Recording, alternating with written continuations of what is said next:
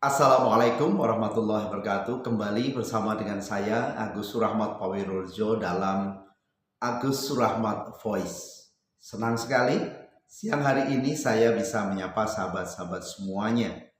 Salam akal cerdas, salam kewarasan.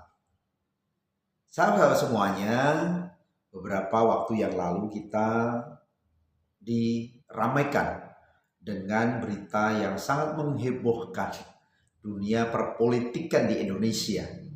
Bagaimana tidak? Jokowi atau katakanlah ya bukan Jokowi ya, tetapi ada pasukan berani mati, ya pasukan berani mati Jokowi. Kita tidak tahu maksud dan tujuan daripada pasukan berani mati ini.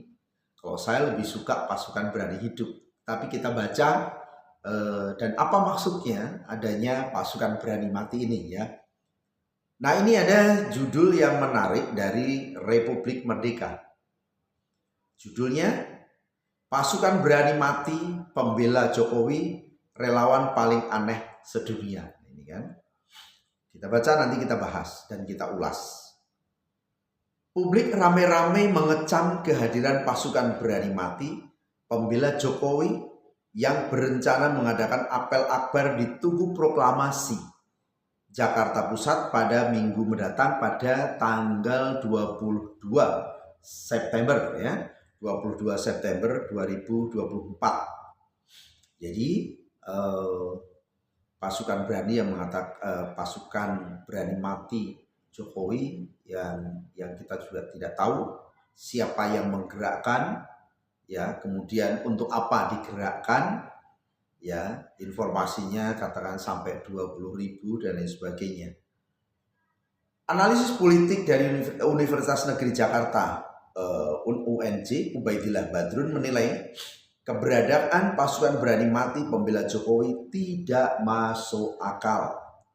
Itu relawan paling aneh sedunia, kata Ubaidillah kepada kantor berita politik dan ekonomi Rimol pada hari Minggu tanggal 15 September. Menurutnya seharusnya para relawan itu berani mati-matian membela NKRI, bukan Jokowi yang pada 20 Oktober 2024 akan lengser dari kursi presiden. Karena berani mati kok untuk bela Jokowi, bukan untuk bela Republik, tegas Ubaidillah. Ubaidillah minta agar relawan tersebut dibubarkan karena cuma menunjukkan kelemahan Jokowi yang harus dibela secara mati-matian oleh relawannya. Sebaiknya pasukan berani mati Jokowi itu dibubarkan saja, bikin negeri ini makin tidak rasional. Fenomena pasukan berani mati ini juga menunjukkan betapa ketakutannya Jokowi, tutup Ubaidillah Badrun. Sahabat-sahabat semuanya, tentu ini menjadi perbincangan secara nasional. Kita tahu bagaimana Joko Widodo, ya dalam tanda petik sekarang banyak menyebut sebagai sebagai panggilan-panggilan yang saya nggak ikut-ikutan lah ya.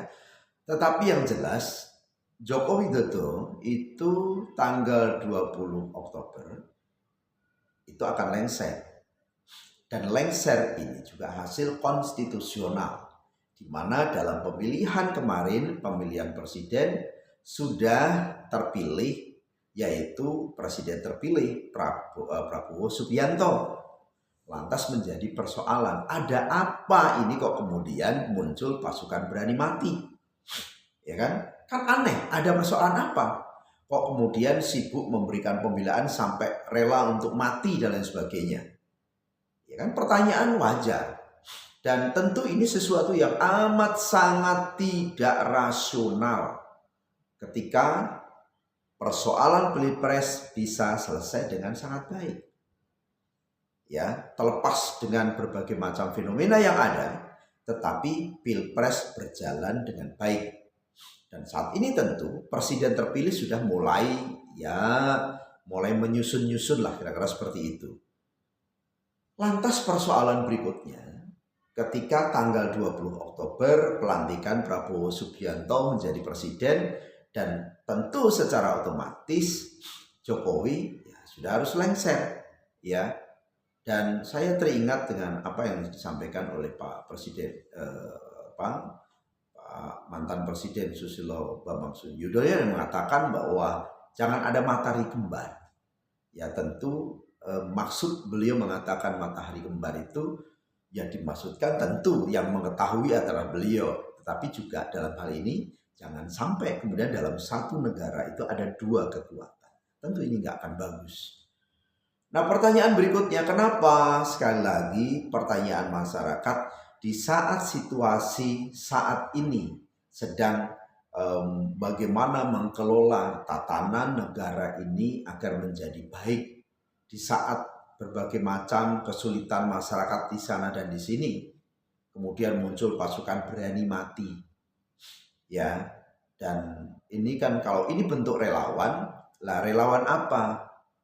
Ya, kalau tanggal 22 dengan 20 itu kurang lebih hanya 28 atau 29 hari lagi Pak Joko Widodo itu akan berhenti ya dari presiden dan juga kemudian digantikan oleh Prabowo Subianto.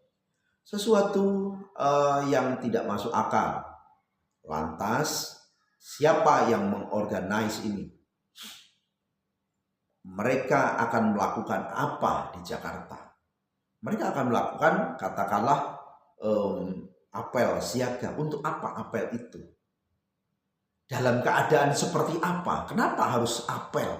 Sementara negara dalam keadaan aman-aman saja.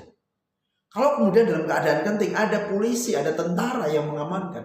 Bukan kemudian ada relawan ataupun pasukan berani mati yang siap membela orang per orang. Iya, nggak bisa seperti itu. Jangan kemudian justru hal semacam ini akan memantik, memicu daripada pergerakan orang-orang atau juga pergerakan-pergerakan masyarakat yang lainnya. Dan kita juga sekali lagi tidak ingin kemudian adanya tandingan yang lain sehingga ini akan berpotensi menjadi chaos. Ya tentu ya kalau persoalan boleh atau tidak boleh ya kita serahkan kepada aparat kepolisian itu boleh atau tidak. Tetapi tentu aparat kepolisian akan melihat ini maksud dan tujuannya apa. Kalau hanya apel-apel saja seperti biasa ya ini namanya apel, ya kan. Tetapi kalau kemudian mau menjustify bahwa itu sebagai pasukan berani mati, yang akan dihadapi ini siapa? Untuk apa? Ya. Dan kalau kemudian dari mana di seluruh Indonesia misalkan seperti itu, ya kan? Ke Jakarta mau melakukan apa? Ya kan? Ya sudahlah harusnya. Kalau memang itu Pak Jokowi akan lengser, ya lengserlah dengan baik. Ya, dan ini kan lengsernya juga secara konstitusional. Ya, melalui tahapan-tahapan konstitusional. Perkara bahwa kemudian berkembang ada fufu fafa dan lain sebagainya, itu persoalan yang berbeda. Itu persoalan lain, ya kan? Penyelesaiannya juga berbeda. Tidak bisa kemudian beberapa masa lengsernya Jokowi ini kemudian ada pasukan-pasukan, ya mohon maaf kalau pasukan berani mati. Saran kita semuanya, ya kalau kita ingin menjadikan negeri ini menjadi negeri yang baik-baik saja, sebaiknya urungkan. Jangan sampai juga itu kemudian memantik pihak-pihak lain, ya kan? Sudahlah, kita antarkan Pak Presiden terpilih Pak Prabowo Subianto untuk menjalankan pemerintahannya yang baik, untuk mengusut kasus-kasus korupsi, untuk mengelola pemerintahan ini dengan cara-cara yang baik. Jangan kemudian malah dihadapkan dengan dalam tanda petik adanya pasukan-pasukan seperti itu. Kita ingin tenang, masyarakat ingin tenang, masyarakat ingin sejahtera, masyarakat ingin semuanya stabil. Itu saja, terima kasih. Assalamualaikum warahmatullahi wabarakatuh.